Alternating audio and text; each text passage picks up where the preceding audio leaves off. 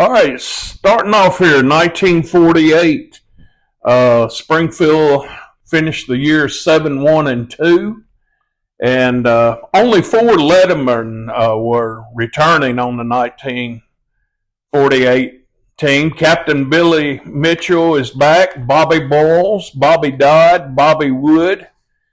And the backfield outlook is good with John Cron, J.B. Porter, and Will Gentry returning, and 160-pound fullback Vince Bagwell will round out the Jacket backfield. Springfield opened up the season over at Hillsboro, and the Jackets defeated Hillsboro 53-0. John Cron scored 5 TDs for Springfield in the 53-0 opener, and J.B. Porter, Vince Bagwell, and Will Gentry also had TDs. That's pretty good opening there, Terrence. Yeah, it was. John Cron, a bad man. No, not bad. And John Cron, he had 5 touchdowns. He had a pretty good night, I'd say. All right, up next for the Jackets were Father Ryan. John Cron had 23 carries for 170 yards and scored 4 touchdowns in the 27-0 win over Father Ryan. On defense, Bobby Boyles led the Jackets, recovering 3 Father Ryan fumbles.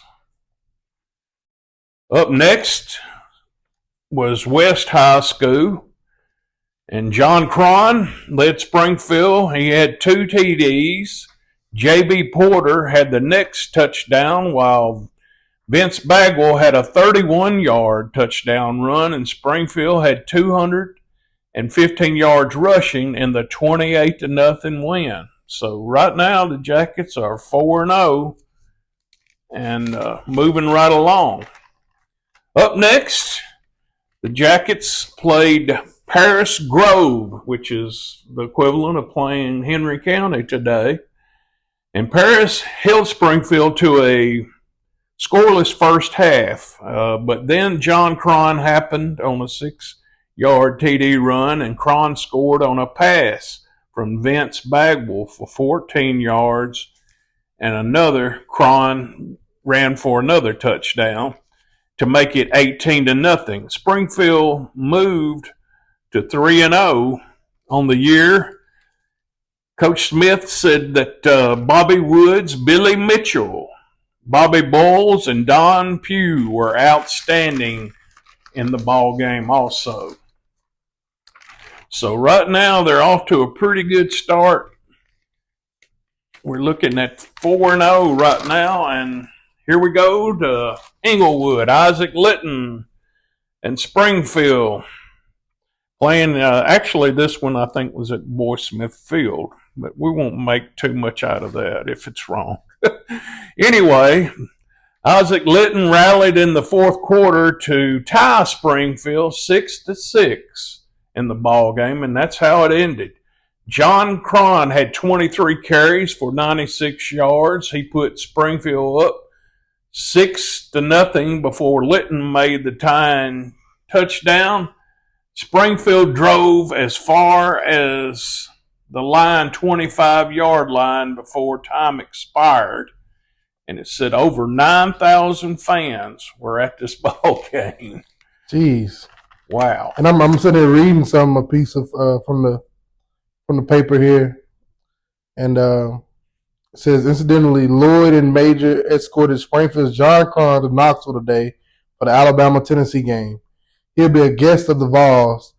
Estimates of the crowd for the Lytton-Springfield game ran as high as 9,000. Right. Easily the largest crowd in Springfield history, according to Springfield principal Winston Overcash. Yeah. 7,800 tickets were sold, passes, and some 500 outside probably made the 9,000. There's 500 people on that fence out there. That's crazy. On the wall at the time, overlooking Boy Smith Field. That's crazy, isn't it? It is. That's great stuff. I mean, can you imagine going back in time? If you could go back, what was the movie where they done that? Michael J. Fox. Yeah. That'd be cool if you could go back in time and witness what that would be like. It's crazy. Like if I could go back in time, the first thing I would do is go run down. I want to see that old locker room under the school, under the gym. I want to see that. Did your dad tell you about that? Yeah, he told me about that. He got to see it when he was in Pop Warner and middle school, but by the time he got to high school, it was condemned and it wasn't there no more. But he told me, about sneaking down in there and grabbing some ice, and heard stories about Boyd Smith being beat back in there watching film, and there's all kind of stories, man. His office was right downstairs there, and he'd be watching film all the time, and that's something that he put a lot into, and when you have, and that's where the 9,000 fans and stuff like that, they took in a good gate, and that's where he bought a lot of his equipment and stuff with that from all that. But he was one of the first high school coaches to use a lot the filming thing. Up next for the Jackets is old nemesis NBA, and they continue to be, as the Big Red defeated Springfield 21-13, and they remain number one and unbeaten and handed Springfield its first loss. NBA scored first on a 43-yard pass from Chuck Blackard to Billy Joe Earhart. John Cron scored first for Springfield on a short run after a Bobby Bulls fumble recovery. And Springfield took the lead on a J.B. Porter TD run as the half ended. Springfield up 13-7. But in the third quarter, NBA tied Springfield when Earhart passed to Blackard, and NBA took the lead for good on a Bobby Worrell run for a touchdown, as NBA held on for a 21-13 win. John Cron was outstanding in the ball game also, and he had 101 yards rushing and 15-20 tackles on defense, playing both sides of the ball. Pretty impressive. Yeah, John Cron was a superstar. He was in that level, and like you said, he went to Tennessee on a visit. Of course, he ended up signing at Kentucky. I'm sitting there looking even back to the week before, like you said, the Lytton game. I know you're talking about the NBA right now, but it said about the Lytton game, John Cron is a credit to his coach and school. He played his heart out, and when it was all over, he constituted as many Lytton players as he could in reach, as the surrounding mob of many Lions and Jackets players had to walk off arm in arm. So there's a mob of fans storming the field to see John Cron after every game, and just to touch him and just to put their hands on him. And he just seemed otherworldly. And then you even go here, as you said, the individuals of Springfield's John Cron and NBA's Billy Joe Earhart being arguably the two best backs in Tennessee. That's that. Then within 2 weeks, you had those games back to back too, with NBA and Lytton, of course, starting it out. And Springfield really had a tough schedule back in the day, and we've often said it probably was a detriment on them getting named a state champion, because there wasn't playoffs where you played for a state championship then. It was voted on like college was for a long time. You said that you think about it when we started this, series back in the 20s and 30s, playing all these local schools, and it was, good seasons. But like you said, you could tell coach was trying to get his offense rolling. He's starting to get players established, starting to get second generations, and then you start seeing just playing powerhouses. He could have kept playing, Cedar Hill that were big draws. Yeah, he could have kept playing Cedar Hill 9,000 fans for the game. And really, there were more people at games back then than there are now, because there's just so many things to do nowadays, and everything's like that. The Jackets up next, they took on Lawrenceburg, and they won that ball game 13-0. John Cron ran for Springfield's first TD, and later he passed to Frank Fike for a touchdown, as Springfield improved to 5-1-1. Up next, it was DuPont, and the Jackets won that ball game 13-0. John Cron scored in the first and third quarters as Springfield beat DuPont 13-0. Up next was the annual season-ending ball game against arch rival Clarksville. And Clarksville and Springfield proved to always be it was a series where usually the favorite didn't win all the time. And Clarksville surprised Springfield with a 6-6 tie as Frank Ditmore and his Wildcats with a 4-3-1 record came and tied Springfield with a 7-1-1 record, 6-6.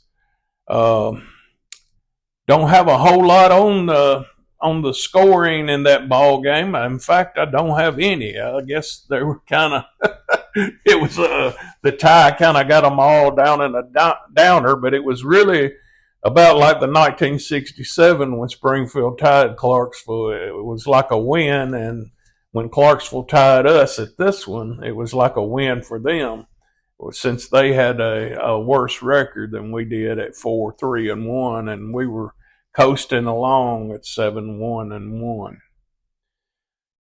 But something happened at the end of the year, since it was such a good year, and Columbia was invited to play in the Clarksville Mid-State Bowl, and Columbia was undefeated.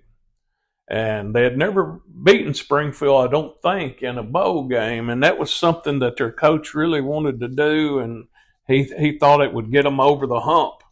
And he was ready to play Springfield, and I think he could have played one other school, but he chose Springfield.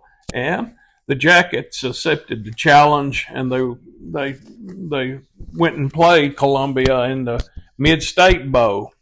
Well, John Cron, he probably wished he hadn't done it. John Cron had 33 carries and 3 touchdowns for Springfield. J.B. Porter and Columbia's Buddy Nichols provided a punting clinic in the ball game. And Vince Bagwell passed to Cron for a touchdown also, as Springfield won 26-6, closing out the year. John Cron was voted All-Southern, All-State, and at the end of the year he signed with Bear Bryant and Kentucky. Mac Ashburn was also All-Mid-State on the Springfield team in 1948. Presenting, also something happened that didn't make NBA folks too happy, as Springfield was voted the Lichtenhouse State Champions. They presented Springfield with a trophy, just like Kingsport, a state championship trophy. This is power ratings like 100.5, something like that is how the Dr. Lichtenhouse ratings. But he declared Springfield a state champion. We don't formally say we were state champions, but he did. Yeah. NBA got kind of in a tussle on it because we had jackets that had it on the back, and they said, well, we beat y'all, and I guess I could see their point. But anyway, that's what it is. What it is. I think Coach said we didn't have anything to do with that, and they really didn't. He didn't voted on that. Just like he didn't have nothing to do with them voting a few years back. Oh yeah, yeah. The voting they wasn't champs when they right, and when they had 3-4 years in a row undefeated seasons. Yeah, I mean, come on, not giving up many points at all. Yeah, and I got something here from the paper. 1948 Jackets greatest. Coach Boyd Smith says this year's team best in his 21 years at the school, by Bill Bonner, national sports writer. At the annual banquet Tuesday night given by the Springfield football team by the Rotary Club of the city, Coach Boyd Smith reveals that he considers the 1948 squad the greatest during his 21 years as the Yellow Jackets mentor. With schedule, experience, size, all duly considered, 7 regulars would be lost by the graduation. And like you said, John Cron going on to Kentucky, and him being a superstar he was, leaving out on the right note. What's funny is Coach said it was his best team. He says that a lot. Yeah, he does. When you coach for 43 years, you say your best player, And people always argue who was the best player this decade and all that. But when you're Boy Smith and you coached all them years, it just kind of all. He's sending guys to Vandy every year, and everybody's sending out here. His best players are being SEC players, right? And I understand them though, because you freaking go undefeated one year and give up 20 points. You're like, this is the best team I ever had. And obviously, he probably had junior high kids said, okay, I hear you, coach. I'm a one up you. I get there. He had that feeder program going. Yeah, too. He had that, and like you said, he had several that went to Vanderbilt. As we move along, we're going to hear several that signed with Vanderbilt one season, including his son, as we move right along, who led the SEC in passing in the 50s. As we close out 1948. We move along to 1949, and Springfield is to begin the year. Coach Boy Smith in his 22nd season with only 4 returning regulars. They are end Don Pugh, guard Bobby Bowles, wingback Will Gentry, and fullback Vince Bagwell. Gone are last year's stars John Cron, J.B. Porter, Clyde Alley, Bobby Woods, Mac Ashburn, Frank Fike, Billy Mitchell, Kenneth Swan, and Jerry Cole and Don Henry. Were all not coming back with some key losses for the Jackets. But they went along in 1949. We'll go on and say they had a 6-3-1 record as they started off the year at Hillsboro, Terrence, and they beat the Burros. They scored first on a B. Ashley run, and Will Gentry put Springfield on top with a 15-yard run in a game played in a heavy rain as Springfield defeated Hillsboro 14-7. And here's another star that's coming up, as you'll hear as we talk about this season. That's Big B. Ashley. He was a workhorse running back for the Jackets, big guy, and he as we move along, you'll be hearing more about him. Up next for the Jackets was Father Ryan, and Springfield revealed a dangerous passing combination. Me sitting here talking about running, now they're passing. Anyway, the passing combination of Will Gentry to Don Pugh and 2 big linemen, freshman Sam Johnson and sophomore Lord Fowler, and rip-roaring fullback B. Ashley gave the Jackets a 6-0 win over Father Ryan. A crowd of 4,000 watched as Gentry threw to Pugh a pass to set up the TD for a short B. Ashley touchdown as Springfield held on for the 6-0 victory. Bobby Dodd, Lloyd Fowler, Bobby Bowles were outstanding on defense for the Jackets against Father Ryan in 1949. Up next for the Jackets, Nashville West. The Jackets defeated the Blue Jays 26-7. Springfield won on the road at West as B. Ashley scored 2 touchdowns, and Will Gentry and Thurman Gregg got a touchdown each, as Springfield had 266 yards rushing. Walter Wright scored for the West Blue Jays in the 4th quarter as Springfield cruised to a win 26-7. Up next for the unbeaten Jackets, they travel and take on unbeaten and 4th ranked in the state, Grove High of Paris, Tennessee. Of course, Springfield opened a series with them and at this time, and they were 2 powerhouses in western.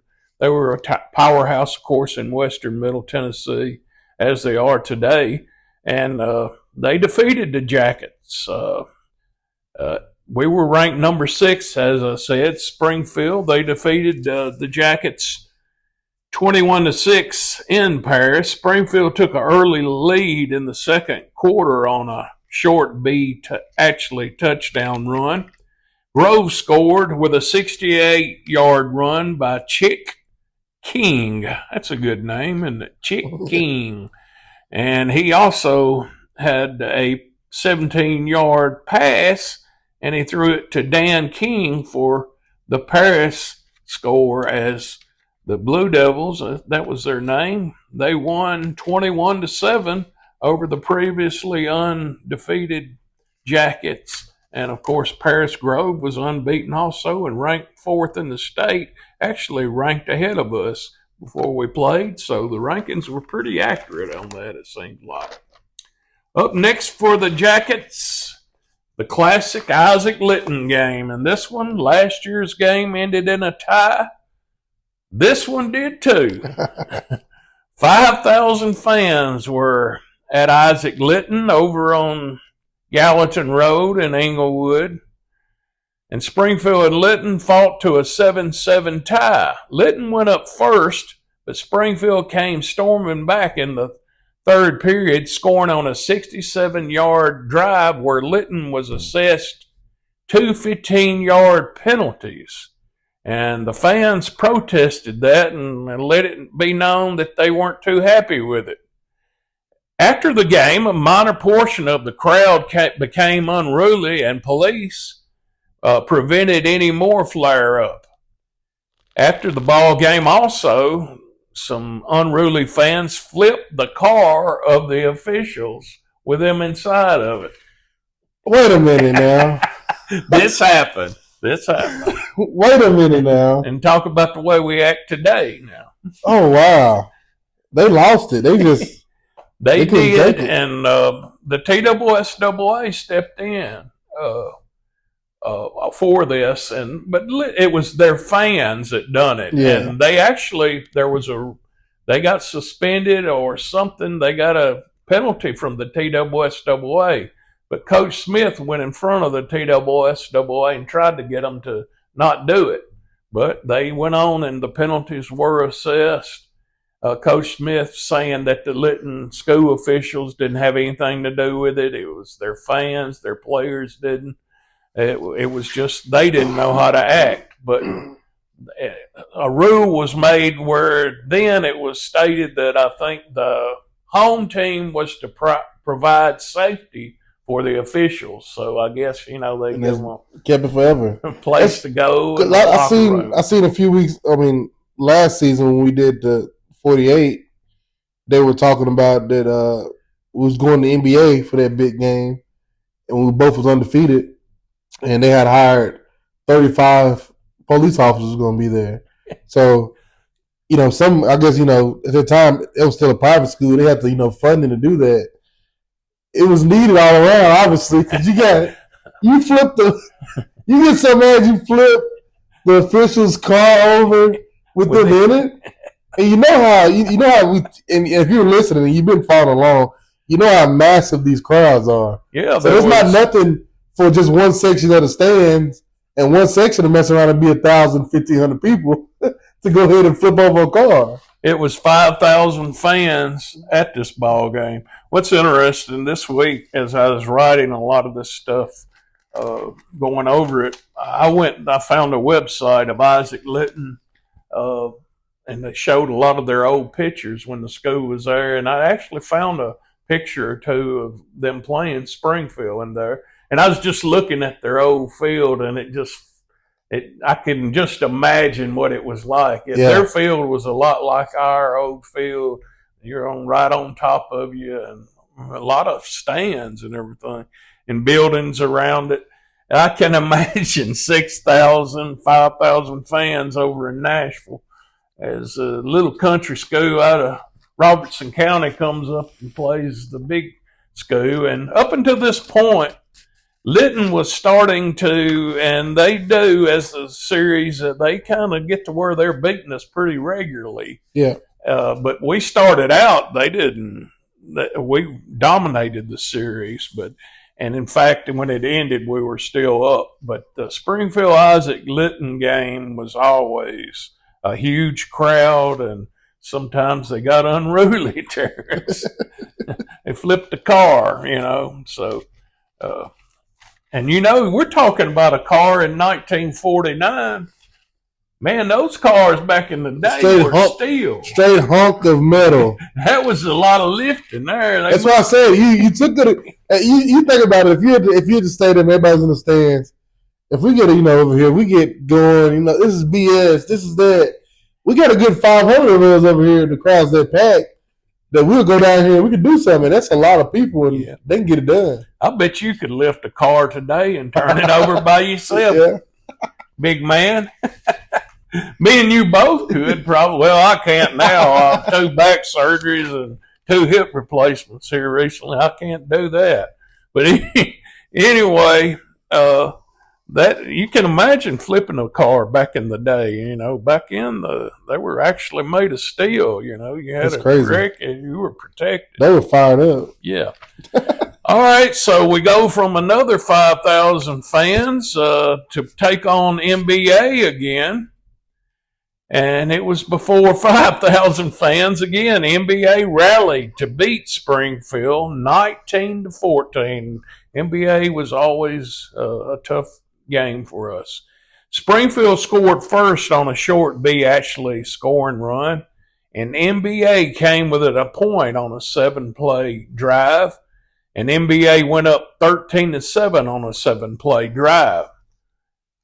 Springfield went up again on a Will Gentry to Vince Bagwell pass for the touchdown. And NBA went up again with 8 minutes to play in the game, 19-14, as the Big Red held on for the win and remained unbeaten against the Jackets with a 19-14 win.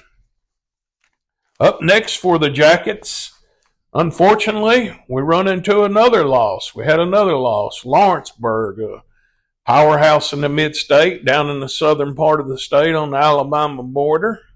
Lawrenceburg upset Springfield 21-19.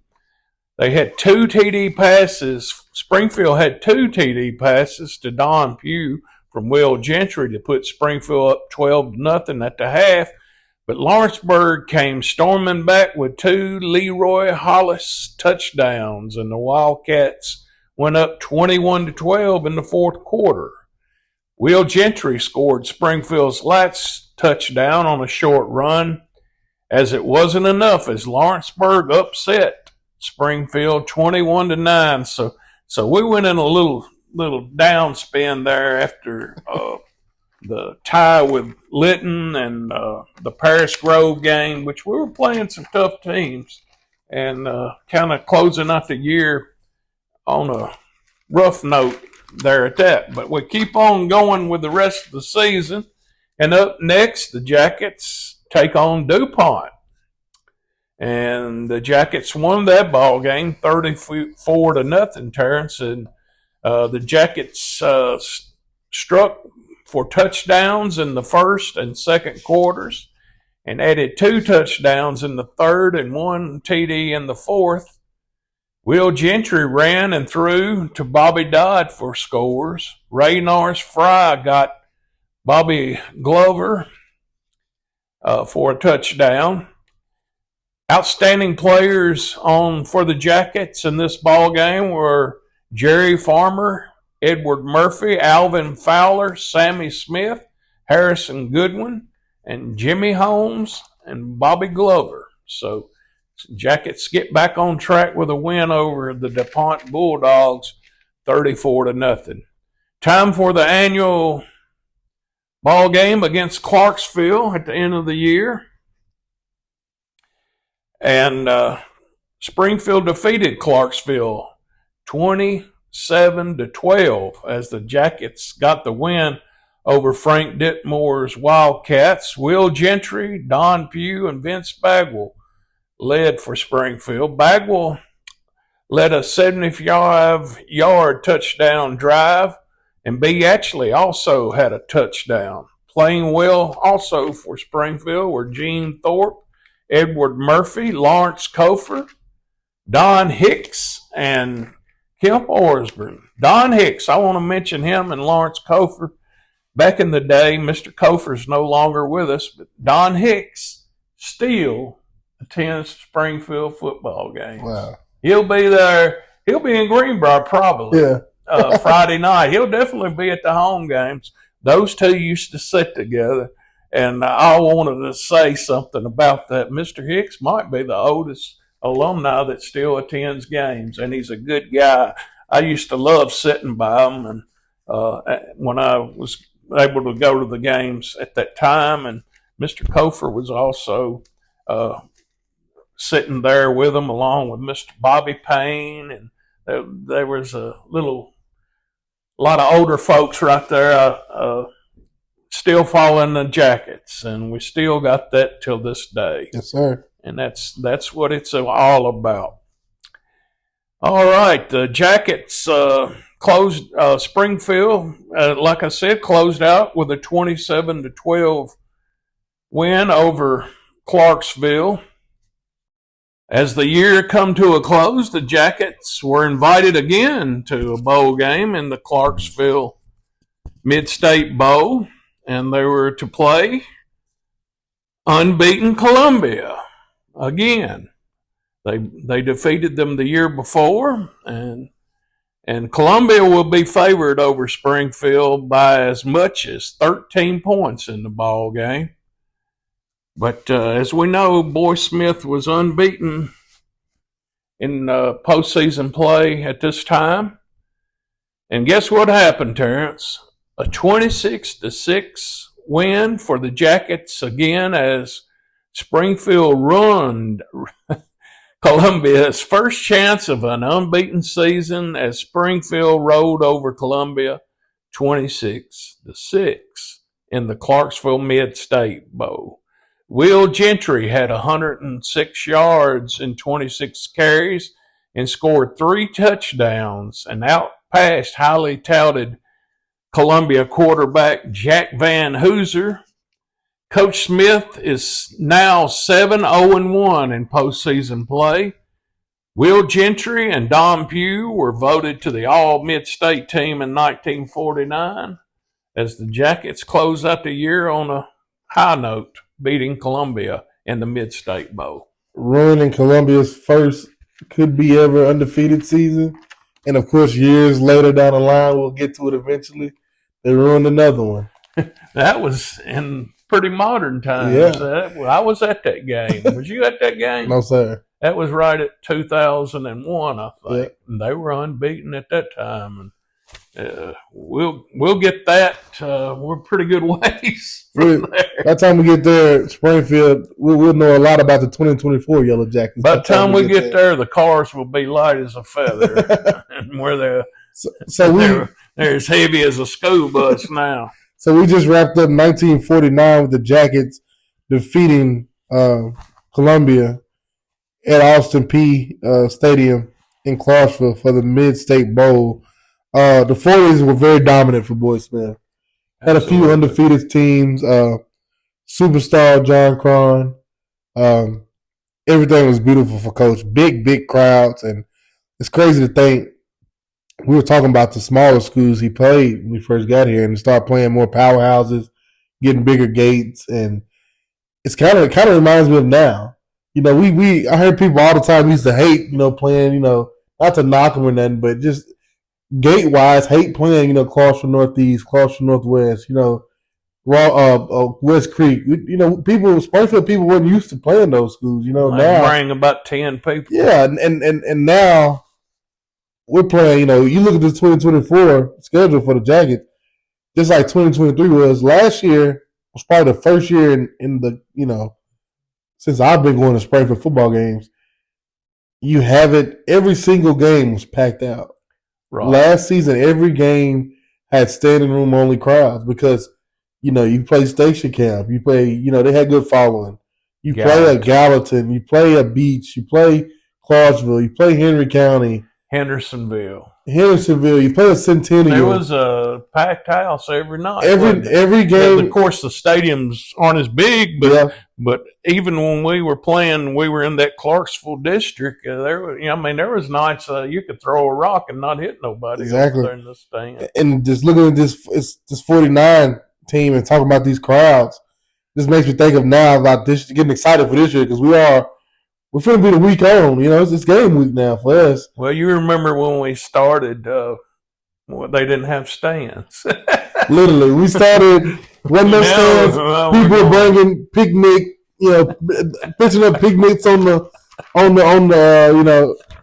in the grass area, bring your own lawn chairs, backing cars up.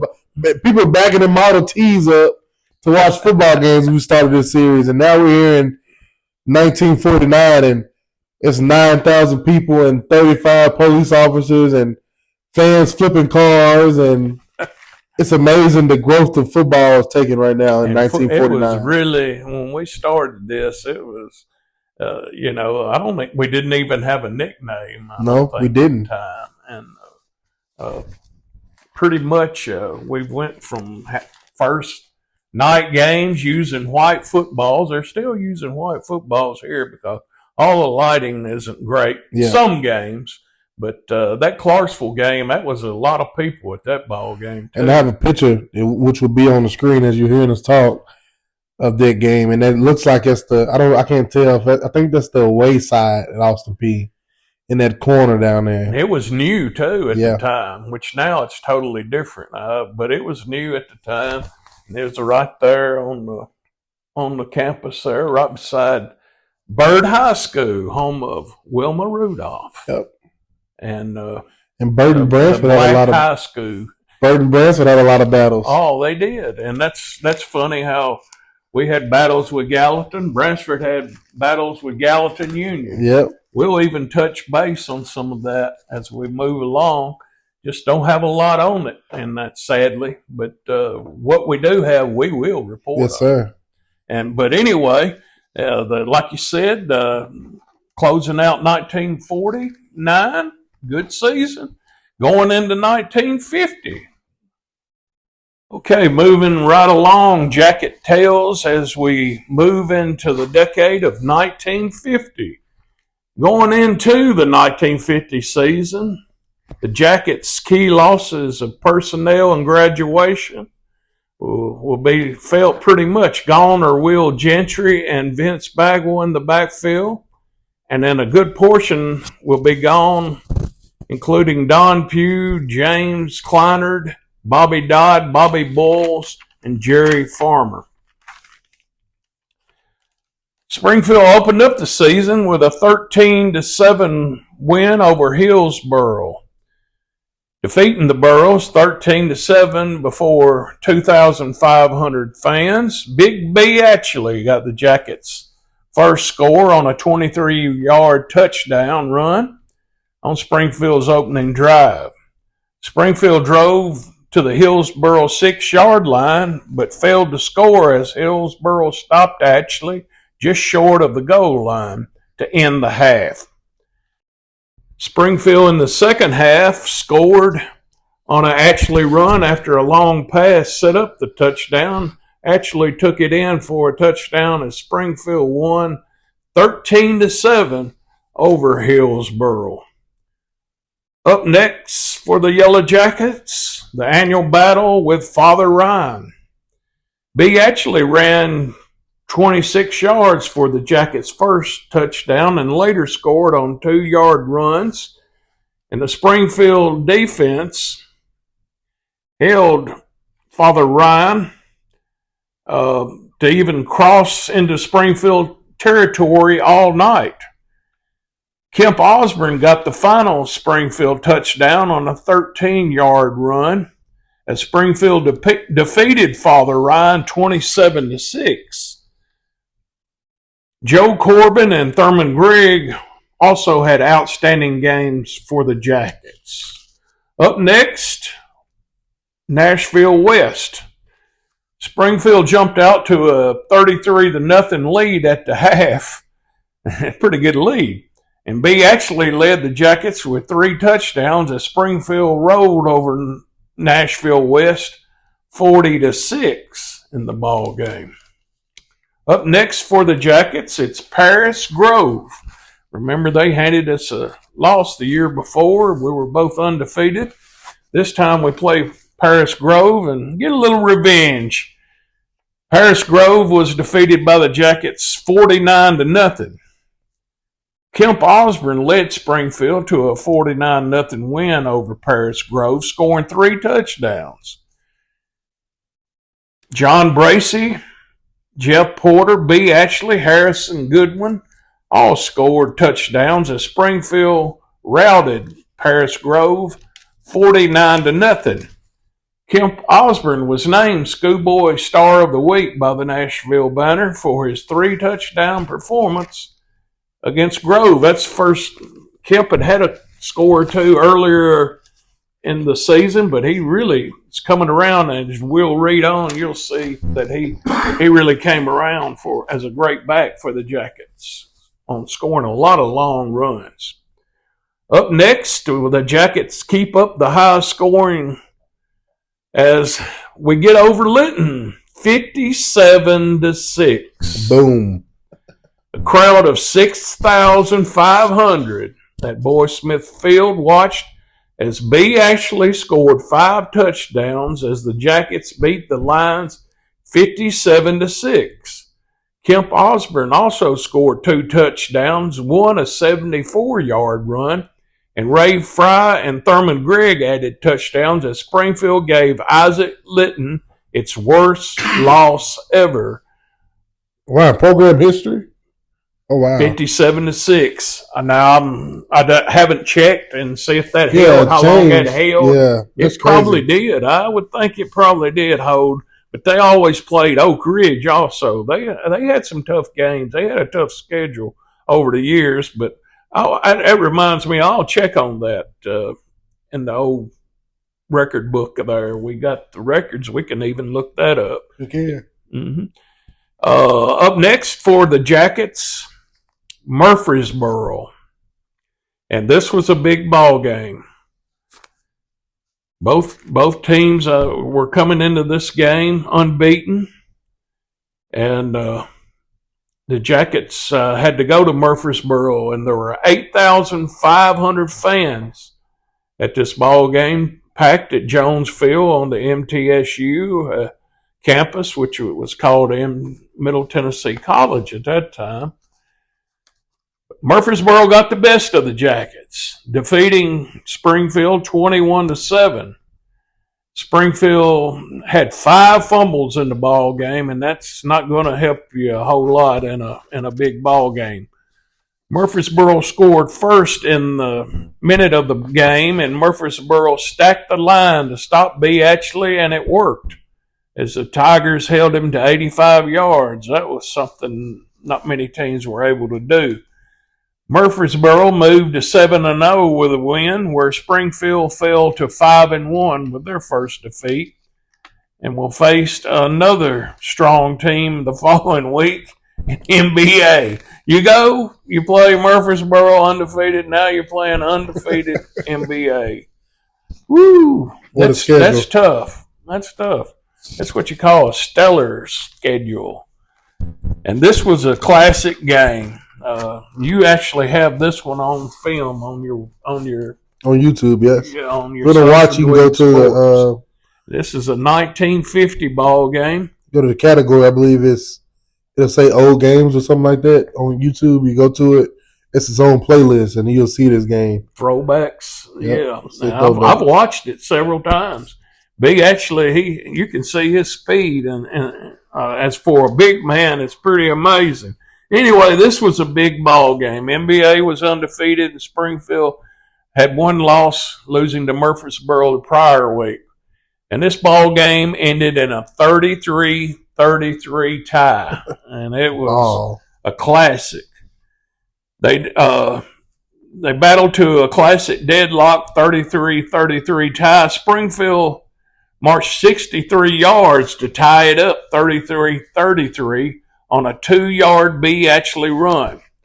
Lloyd Fowler was setting up to kick the point after kick, but it was far right to prevent the Springfield win. NBA led at the half 21-13. In the third quarter, Lawrence Cofer recovered an NBA fumble as the Jackets drove for a Ray Fry touchdown to make it 21-20 NBA. Soon after, NBA struck again on a long pass to Jimmy Ray for a touchdown to put NBA up 27-0 early in the fourth quarter. But Springfield came roaring back with 7 minutes remaining on a B. Ashley 2-yard run, and Lloyd Fowler conversion kick to tie it up 27-27. NBA's Big Red came back downfield, aided by a Springfield interference call to the Jacket 31-yard line. 3 plays later, NBA scored to take a 33-27 lead with 5 minutes left in the ball game. Then B. Ashley tossed a 23-yard pass to Lawrence Cofer and it went all the way to the NBA 40. And then Ashley ran twice and passed to Glover and Cofer to the NBA 2-yard line. And with 5 seconds remaining, Ashley scored to tie it up 33-33 with a conversion kick remaining. And Fowler's kick, as we stated earlier, went wide right, and it ended in a 33-33 tie. Probably the most exciting Springfield NBA game in history, and you can watch that, folks. Watch it sometime.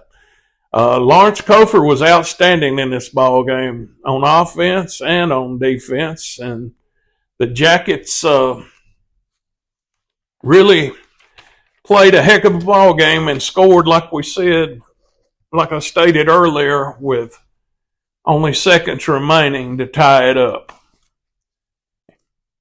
Up next for the Yellow Jackets, Lawrenceburg, and the previous year was the upset, I believe Lawrenceburg gave the Jackets. They sure did. We got some revenge this time. Springfield routed Lawrenceburg 47-0 on its homecoming on a bitterly cold night, as B. Ashley, Bobby Glover, and Jeff Boozer had long runs, benefited by perfect blocking by the entire team on the cold, muddy field. Ashley had 3 touchdowns on 2 short runs and a 60-yard sprint on the other. That's a big man with speed right there, as the Jackets defeated the Lawrenceburg Wildcats 47-0. Up next, Springfield takes on DuPont, always a tough ball game, at Joe Wallace Field over in Old Hickory, where you played, Terrence. Had some bad games over as a junior pro kid. They used to hit us so hard over there. They hit hard. They beat y'all? They used to beat up on us, but we used to get them too though. But they the first time I went down there, I think I was at 7 years old. First time playing football, I said, "Well, they hit hard out of here." You was ready to play basketball, wasn't you? Nah. Was you a big guy then for 7-year-old? No, I was okay. Not the biggest. What'd you play? Center. So okay. I was getting the brunt of the. Back then they just put everybody on the line and just try to get in there. Everybody's blitzing. I'm just 7-year-olds. It's not a whole lot going on. It's just kind of like a scrum. Yeah, it is. Anyway, that's pretty cool that you played on Joe Wallace Field. And we were sitting here talking about a 1950 ball game. Well, you played on Boyd Smith Field, and that goes back to 1939. Yeah, okay. Anyway, the Jackets defeated DuPont. They had Springfield scored 2 touchdowns and a safety as B. Ashley passed Bobby Glover for the first Jacket touchdown and later ran for a touchdown. And Springfield's safety occurred when Gary Haynes sacked the DuPont quarterback, Dickie Pope, in the end zone. Whoever thought we'd have even DuPont players' names? Mr. Fowler, Mr. Dr. Trauber really done a great job. Yeah, he did. Compiling Documenting all this. He did It's a great amazing, really. And Springfield improved to 7-1-1, and they travel next week to take on arch rival Clarksville in the season final. And as the 1950 season comes to a close, in the regular season rather, Springfield defeated Clarksville 20-6. Big B actually, Springfield's 210-pound driving force, scored TDs on runs of 56 and 6 yards. Springfield's final score was set up by runs and passes by Ashley that put the ball on the 2-yard line, where Ray Fry scored the final Springfield touchdown, as the Jackets improved to 8-1-1 before 6,000 fans at Clarksville's Municipal Stadium. The starting lineup, I even have that for Springfield. We'll read that. At left end was Lawrence Kofer. Left tackle was Lloyd Fowler. The left guard was Joe Corbin. The center was Edward Murphy. The right guard was Gene Thorpe. The right tackle was Gary Haynes. Right end was Clyde Holmes. The quarterback was Thurman Gregg. The right halfback was Bobby Glover. And the left halfback was Ray Norris Fry. And the fullback, Big B Ashley, 210 pounds of power for the Jackets as they close out the year 8-1-1. And going into the end of the year, Springfield and MBA, of course, ended in a 33-33 tie, and they were trying to set up a rematch for this ball game, and it fell through. I think you had sickness on some teams, the weather didn't cooperate, and both schools had agreed for a rematch at Clarksville's Municipal Stadium, but it was later postponed because of some sickness and also weather, and it just never happened. Both schools agreed to cancel it. And it was even at one time set to be on the eve of Tennessee Vandy at Dudley Stadium. Wow. Yeah, you can read more about that. I didn't have much on that. What you got that it was it does say the sickness and no, so I'll give you a rundown here. The two, let me see, back up here. Prince was in 33-33 tie to vie against. Here we go. Right now, it's strictly unofficial, but the banner learned today the NBA and Springfield have signed for a rematch game for Andrews Field December 1st. Neither Howard Allen of NBA or Boyd Smith of Springfield will commit himself, but it was learned from a reliable source that the return engagement is a practical certainty. The two perennial Middle Tennessee rivals clashed October 27th, and when firing had ceased, the score stood 33-33 in an all-time high for local prep thrillers. The rematch is a natural from a standpoint of a spectator appeal, and the playing date on the eve of the Tennessee Vandy game at Dudley Field should find local football interest at its highest peak of the season here.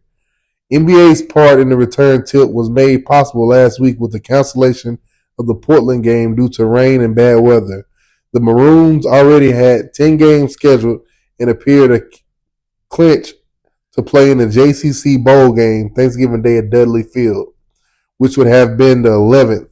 TSSAA rules permitted only 11 games per season by a member school. Springfield played a 10-game schedule, which allowed them to play a postseason tussle, and since it appeared very likely that they will play in the Mid-State Bowl at Clarksville, the Jackets agreed to return contest with NBA. NBA Springfield game canceled. Coach Howard Allen of NBA and Coach Boyd Smith of Springfield got together today and canceled their Friday tilt by mutual agreement. The two mentors who had agreed to return a match after their 33-33 thriller during the season decided to cancel in view of facts that the weather wasn't improving and it would be inadvisable to play the contest. Thus, the season is closed by both schools. Springfield turned down a bid to play in the Exchange Bowl at Jackson, making the final decision Saturday after the Jackets players voted a preference to play NBA. They wanted to play NBA again.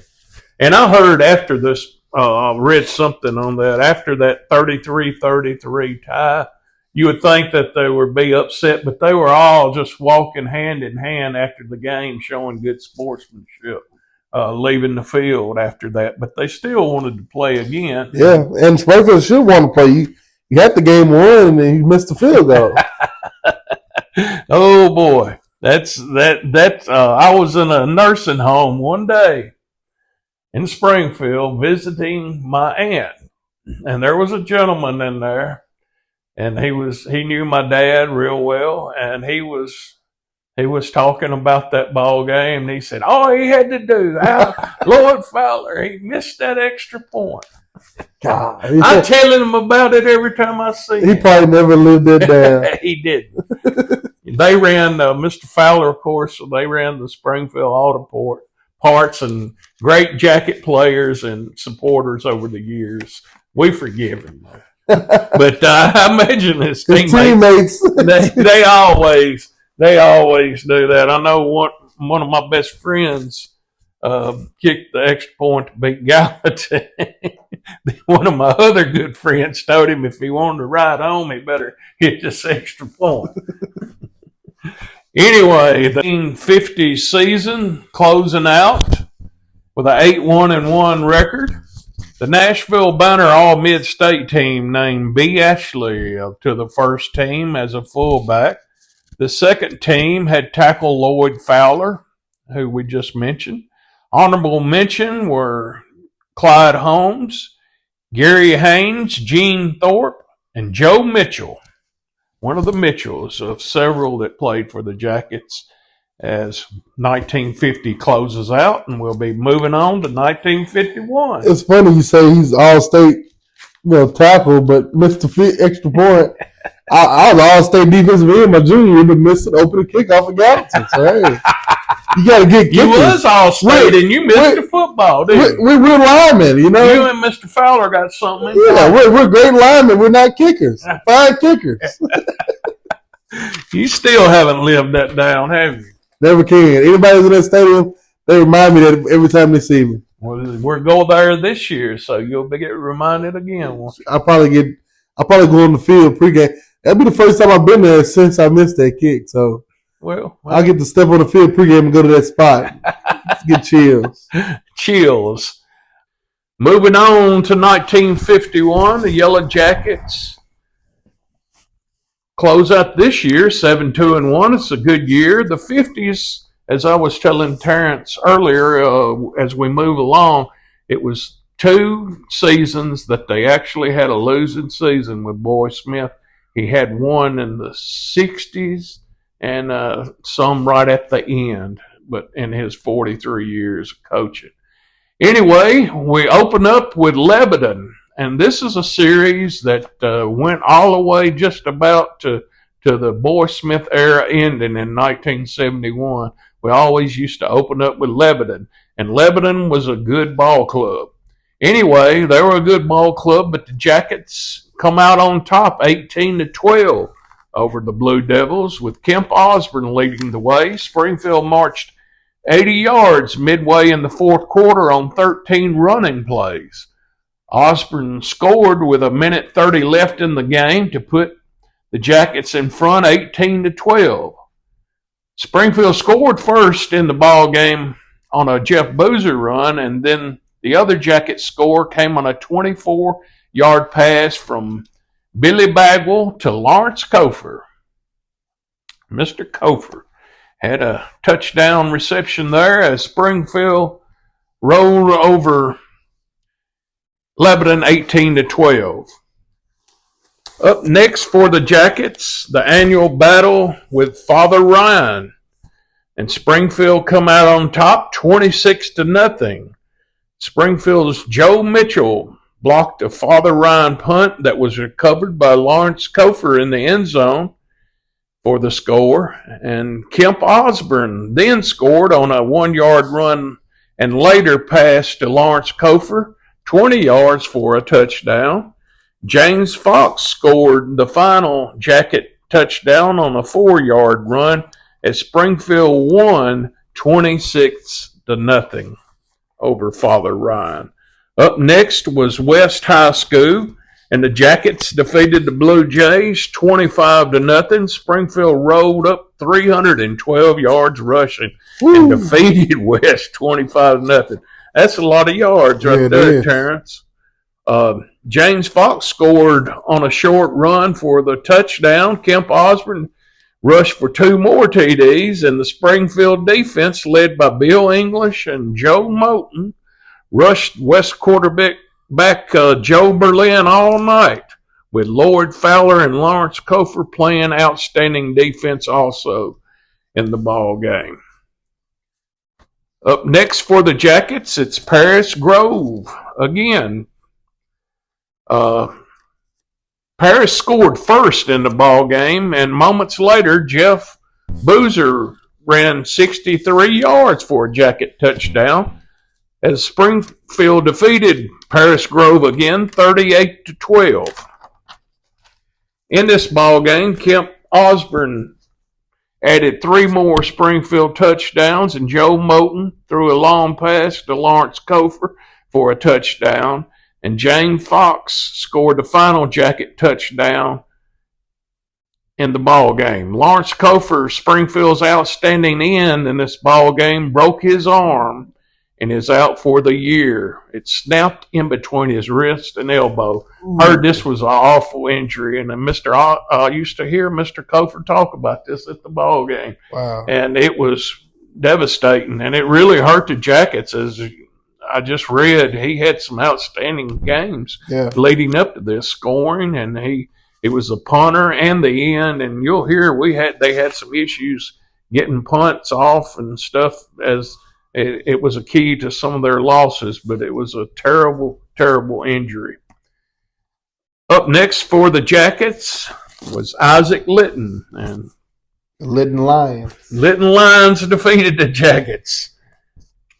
Before 6,000 fans, Litton saw Springfield defeated Springfield 21-0. George Volkert scored on a 47-yard run punt return for the first line score, and then Volkert scored again, taking a punt 62 yards for a touchdown. Kicking game, see? Yeah. And scored on another punt. That's 3 punt returns for a touchdown. And that's how they got beat. And like I said, they lost 3 punts, 3 punt returns. Mr. Kofer the week before, with the broken arm. We're talking about 1951. It's not like 2024, or even not like the 90s. Like you had depth at that time, you know. But now we have depth. We're used to depth. We're used to having backups, second teams. That wasn't a thing back then. We got 30 players. They had 25 players on this team. And it showed how much of the kicking game is really important in football. Because you look now, teams have 75 players. You only have 2 kickers. So if you got 30 players, 25 players, you only got 1 kicker, 1 decent kicker, you know. So you're going to practice with them all the time. And so I didn't go in depth on this, and these were some very short kicks too, from what I understand. So it was a contributing factor in our loss, no doubt. Up next for the Jackets, we got NBA, and we know what happened. No, we actually have Murfreesboro. I didn't have that marked correctly. Up next was Murfreesboro, and that's just as tough too, because the Murfreesboro Central Tigers were always a tough opponent for the Yellow Jackets. And they defeated Springfield 20-13. Kemp Osborne put Springfield up first on a 10-yard run, and then Murfreesboro tied it up. But Kemp Osborne put Springfield up 13-6 on a 70-yard run. But Murfreesboro scored twice more for the 20-13 upset over the Jackets. So whatever happened to that school, Murfreesboro Central? Murfreesboro Central, that's a good question. In their last year, they finished not the state champion, but the year prior, they were the state champion. Murfreesboro was just like Clarksville. They're about the same size.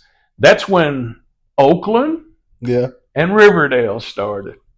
They closed Central and they built 2 high schools in Murfreesboro. Half of them went to Oakland, half of them went to Lytton.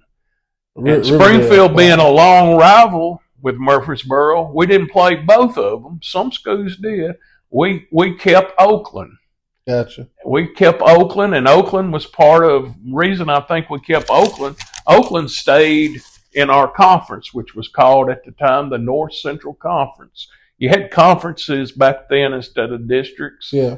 But that's where whatever happened to Murfreesboro Central. In fact, it's a magnet school now, and I think they actually play basketball. But gotcha. No the football. 1970 or 71 Murfreesboro Central team, Coach Bell and them went up against them twice.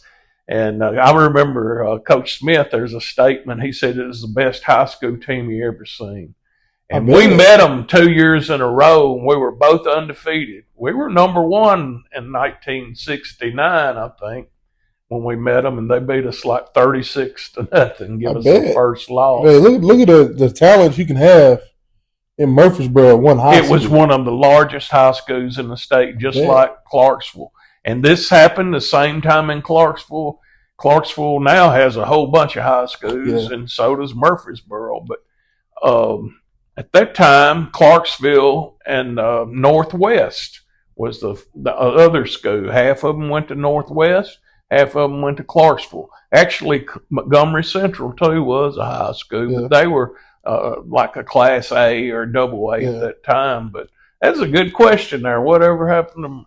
They had a strong tradition. We actually, though, we had the winning record against them. And that's nice to say right there. It was close, though. It was close. And, you know, we played Oakland up until 1976. That was Coach Farmer. That's the last time we played. It was when Coach Farmer and Ricky Chapman and company played Oakland. I think we played them at home then, and they were always a good team. And, of course, you know, now either – one of them's always a powerhouse, either Riverdale and it's kind of went back and forth. Oakland's been the powerhouse for the last 5 years now. Yeah. And they went, you know, they went back-to-back state titles a few years ago. Then they just lost a state title this past season, and they're looking to get back there again this year. They'll be there. The guy, he gets a lot of talent too, and he's a good coach. The guy that used to be at Trousdale County, I can't think of his name right off, but Oakland's a powerhouse. Oakland is powerful. One of the best teams in all of Tennessee. Yeah. So we go from playing Murfreesboro Central to playing MBA. But this time, Springfield gets a hold of MBA and gets a win with a 28-0 win over the Big Red. It was that itching of wanting to play them again in the postseason. That's what it was, I guess. We'll call it that anyway. James Fox had 2 TDs for Springfield in the ball game. Joe Moulton scored also on a 25-yard run, and Kemp Osborne had a 20-yard touchdown run as Springfield defeated MBA 28-0. Up next for the Jackets, Lawrenceburg. Here's something interesting. I see this. I want to know, this is probably the only time in Springfield history this has happened. I think they have one other. We might have mentioned it. I don't know. No, because earlier we seen them take the team picture in it. Right. But up to this point, no game has been canceled due to snow. Postponed because of snow. But of course, this would have been probably, but this was like not the last game of the year. It was there were 2 other games left to finish out the season, and usually the season closed on Thanksgiving. So this is the first week of November here. That's a early snow right there, man. Hey man, global warming. I'm gonna say it every time, global warming. That's what it is. All right, and you know, Lawrenceburg, that's a long haul from Lawrenceburg to Springfield. Yeah, I mean, that's down on the Alabama border, and I can imagine that, you know, you don't want to take any chances anyway. That's a long bus you got to take down there. And nowadays, there's no interstate. But anyway, and they played Lawrenceburg a lot because they were a powerhouse, and they're gonna play. If you're good, you're gonna play Springfield. Yes, sir. That's right. You want to play the Jackets. Anyway, that game was postponed because of snow. And up next for the Jackets, DuPont. And the old Hickory Bulldogs, as we like to call them. Springfield defeated them 7-6. DuPont always played a tough ball game against Springfield. And they did this time. They went up 6-0 on a Mo Wright run in the third quarter. And but the extra point failed as Osborne tied it up on a 15-yard run, and he ran for the point after attempt as Springfield held on for the 7-6 win over DuPont. And I noticed their score was by a guy by the name of Mo Wright, who was later a coach at Centerville, a very successful coach at Centerville back in the day, Hickman County now. Back in the 70s, I know you remember Mo because Three Stooges. Not many people call that. And I always thought that was a cool name. And I remember them playing Greenbrier in the 70s, and they had a really good team. I think he was a coach there at that time. Coach Pearson could tell you about that. And speaking of Coach Pearson, I ran into him, like I said, this week, and what a pleasure it was to talk to Coach Pearson, one of my favorite people. Anyway, Springfield was to play Clarksville next in the last game of the season, and here we go. It's an arch rival game, and Frank Ditmore's Wildcats scored in every quarter and defeated the Jackets 27-6. We haven't seen that. It's one of the lopsided ones. Yeah. Usually it's a lot closer. Springfield scored its only touchdown on an 8-yard run by Joe Moulton in the second quarter for the Jackets, as Springfield ends the season 6-3, which is not bad. Yeah. But then you qualified. I think you could have qualified for a bowl, but the Jackets did not elect to do that, and they ended the season 6-3. Well, moving right along.